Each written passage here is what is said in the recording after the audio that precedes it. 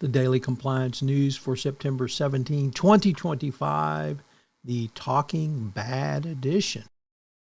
This is Tom Fox, and I'd like to welcome you to the Daily Compliance News. The Daily Compliance News is the only daily podcast which curates 4 top compliance, ethics, and/or corruption stories for your listening and viewing pleasure if you're watching this on YouTube. Our lead story today is Donald Trump's $15 billion lawsuit against the New York Times, claiming that it talks bad about him and is acting as a mouthpiece for the Democratic Party. Trump announced the suit and said that this is something he's been wanting to do for a long time. So now you can't talk bad about Donald Trump, according to Donald Trump.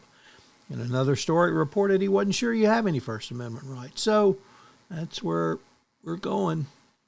And that story came to us from Forbes.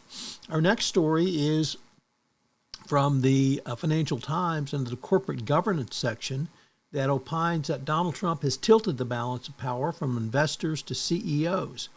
They believe the president's call to scrap quarterly reports is in conjunction with the SEC's sweeping aside shareholder lawsuits and indeed shareholder rights. And this has shifted the balance of power to company bosses. So the top-down rule of Trump, he believes, should be literally across the business world as well. Next up from Reuters reports that the United States National Highway Traffic Safety Administration said it had opened an investigation into about 174,000 Tesla Model Y cars over reports the electronic doors can become inoperative. It said it had received reports citing an inability to open exterior doors, including after parents exited the vehicles and then went to remove a child. And what's interesting is that anyone in the administration would do anything to, against, or about Tesla. So it's going to be interesting to see what the administration in the form of Donald Trump says about an investigation into his buddy Elon Musk going forward. And our final story is a very disconcerting, troubling story, which comes to us from The Hill.